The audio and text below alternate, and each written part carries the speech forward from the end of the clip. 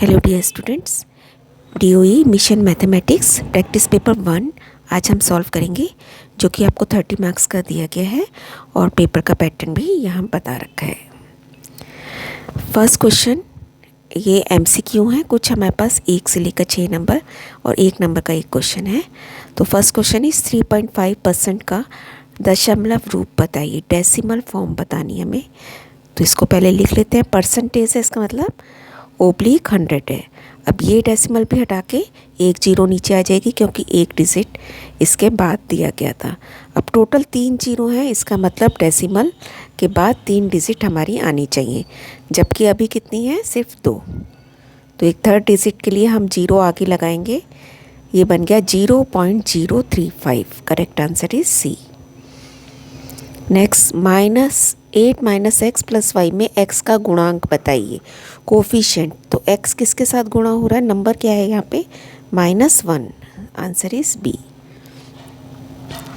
किसी कक्षा में 25% विद्यार्थी अंग्रेजी को पसंद करते हैं, लाइक करते हैं, 40% मैथ्स को लाइक करते हैं और बाकी जो हैं साइंस को लाइक करते हैं। तो साइंस वालों का प्रतिशत हमें बताना है। तो सारा कुछ 100 में से 40 और 25 को हम माइनस कर देंगे, बाकी हमें साइंस का मिल जाएगा। Answer is 35%। 5xy + 10x के गुणनखंड बताइए, फैक्टर। लिख लेंगे टर्म्स को ध्यान से। अब पहले नंबर को चेक करेंगे, 5 और 10 कॉमन क्या निकल सकता है, 5। यहाँ पे भी x है, यहाँ पे भी x है, x इज़ कॉमन। अंदर बचा ब्रैकेट बना के y, और यहाँ पे 10 लाने के लिए हम 5 निकाल चुके हैं, तो अंदर बचा खाली 2। x ऑलरेडी हम बाहर ले चुके हैं, तो फैक्टर क्या बने, 5x × y + 2।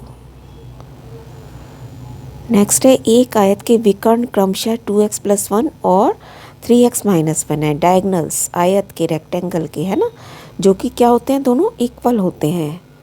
इक्वल होते हैं तो हम ये दोनों वैल्यूज़ को इक्वल रख देंगे और इक्वेशन बन गई हमारे पास।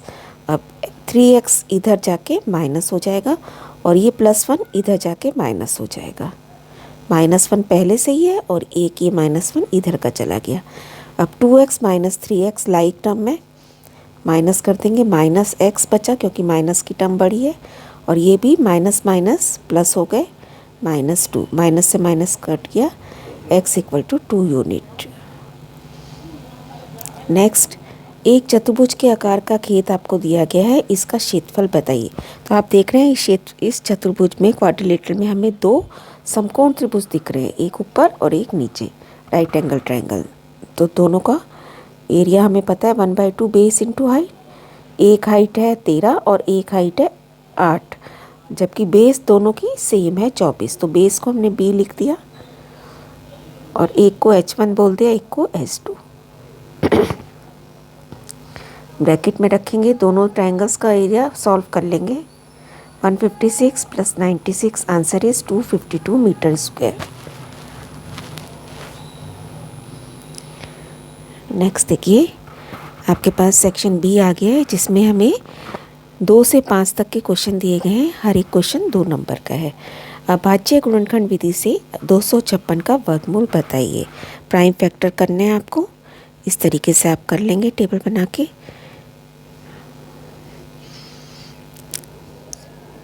फिर क्योंकि वर्गमूल बनाना है तो 2 की पेयरिंग कर लेंगे। हम इसको लिखा 2², दिस इज 2², 2², 2²।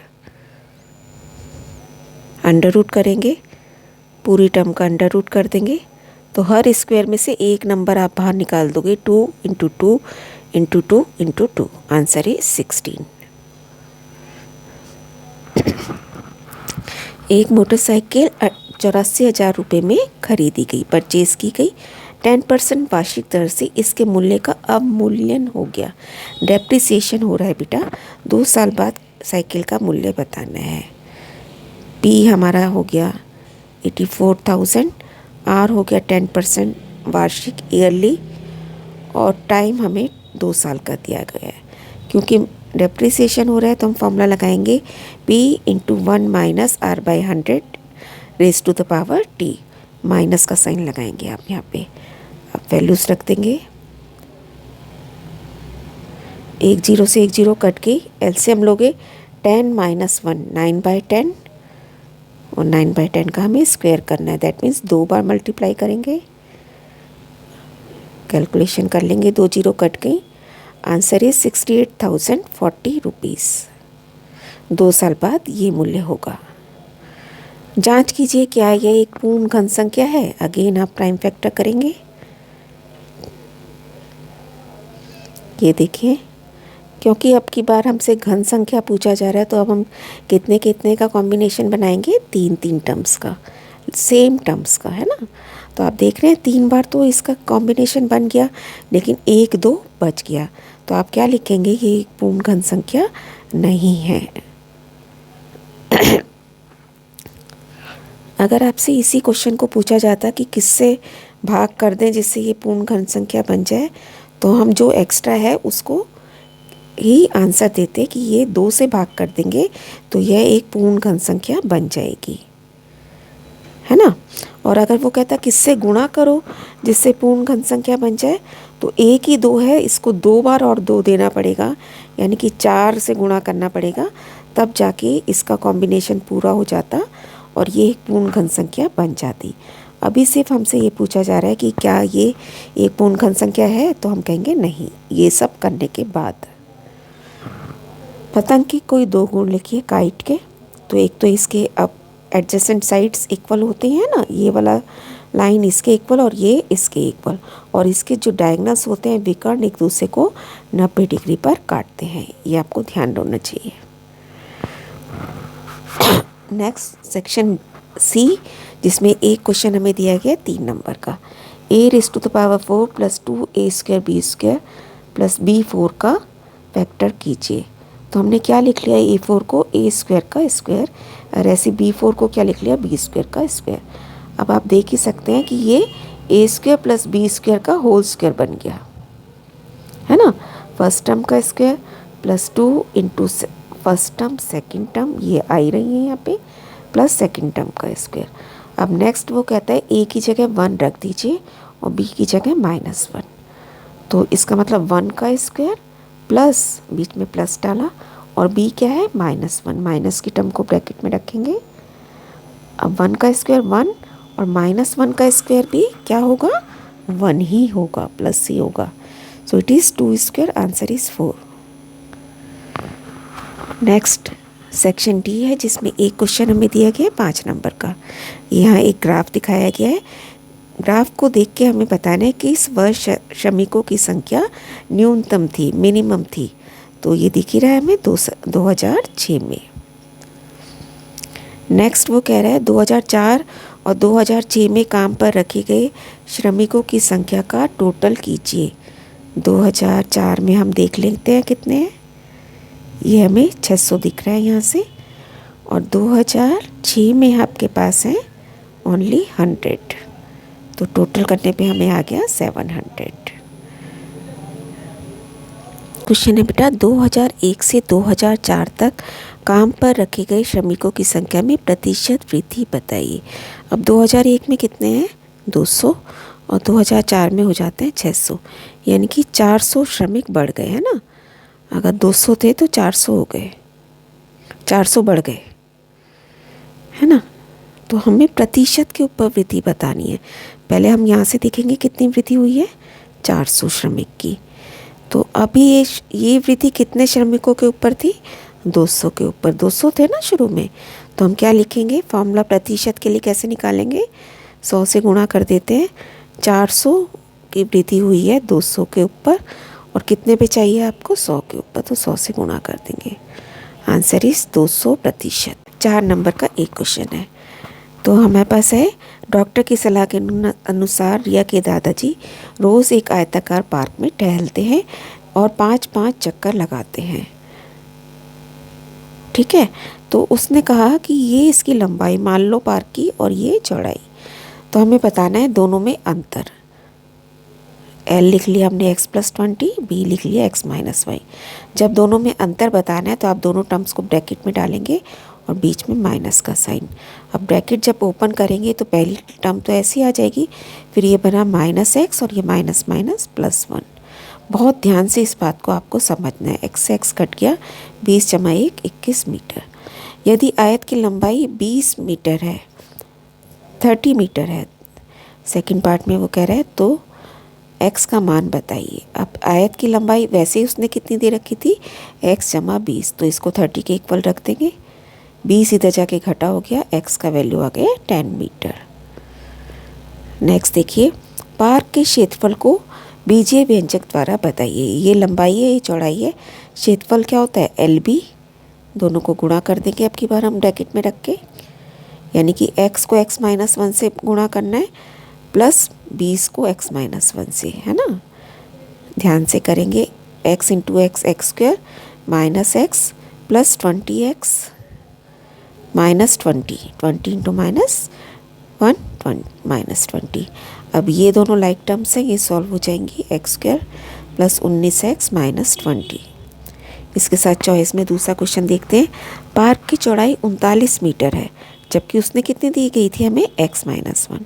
तो x माइनस 1 को पहले 39 रख के x की वैल्यू आ गई 40। अब 40 आ गई बेटा x, तो L कितना हो गया, 40 जमा 20 यानी कि 60। अब वो कहता है दादाजी के द्वारा तय की गई सुबह की दूरी बताइए। तो तय एक बार की कितनी दूरी होगी, जितना उसका एक पेरीमीटर है। तो 2 इंटू एल प्लस बी हम करेंगे, यानी कि 2 इंटू 100 200। अब जबकि वो कितने चक्कर लगाते हैं दादाजी, उसने हमें बताया था कि कितने चक्कर लगाते हैं। देखिए 5 चक्कर लगाते हैं सुबह और शाम को। तो उसने सुबह की दूरी पूछा है, इसका मतलब सुबह की दूरी के लिए हम 5 से 200 को, एक चक्कर में तो 200 मीटर की दूरी है ना, तो 5 चक्रों में उन्होंने कितनी दूरी तय कर ली, 1000 मीटर, यानी कि 1 किलोमीटर। ये हमारा आंसर हो गया। नेक्स्ट देखिए, एक मछली घर घनाभ के आकार का है। ये आपको क्यूबॉइड की शेप दी गई है, जिसका LBH यही है ना। अब इसके तल को, बेस को काले कागज़ से ढकना है। तो पहला क्वेश्चन है, काले कागज़ का क्षेत्रफल बताइए। बेस पे हमारे पास क्या क्या होता है, L, ये L और ये B, यानी कि L इंटू B करना है मुझे। 120 गुणा 40, answer is 4800 centimetre square. Next question वो हमसे पूछ रहा है, पीछे वाले फलक के लिए आवश्यक कागज़ का क्षेत्रफल बताइए। पीछे क्या है, ये L है और ये H है ना, जो आगे है वही पीछे है, L इंटू H। तो इसको भी गुणा कर लेंगे, 9600 सेंटीमीटर स्क्वायर। नेक्स्ट क्वेश्चन है, पार्श्व सतहों को ढकने के लिए आवश्यक कागज़ की कुल लागत बताइए। यानी कि बेस को छोड़ दो और इसने सब जगह ऊपर लाल रंग का कागज़ लगाया है। इधर ये वाली साइड, ये साइड और पीछे की साइड बेटा लाल रंग का कागज़ लगाया है। तो हम क्या करेंगे, ये चीज़ क्या है, इधर की वाली ये H है और ये B है, यानी कि इधर का भी BH, इधर का भी BH, 2 BH हो गए। और पीछे की साइड हमारी क्या है, L इंटू H। इसकी वैल्यू निकाल लेंगे पहले, और उसके बाद कॉस्ट निकालनी है। कॉस्ट के लिए हम क्या करेंगे, 4 रुपये से 100 वर्ग सेंटीमीटर पे 4 रुपये देने पड़ रहे हैं। तो हमारे पास इतने हैं ना, तो इससे गुणा कर देंगे, 4/100 गुणा 11200, आंसर ही 448 रुपीज़।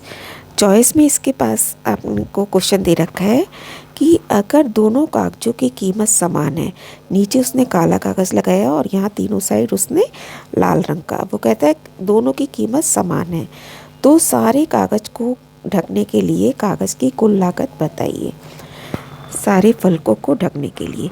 तो हमने क्या किया था, ये लाल रंग का इधर निकाल लिया था, इसमें हमें नीचे का LB और जोड़ देना है।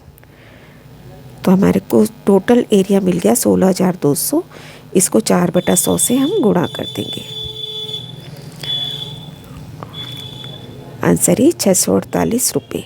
अब की बार उसे 648 रुपये देने पड़ेंगे टोटल कॉस्ट। दैट्स ऑल बेटा, keep on learning, stay blessed.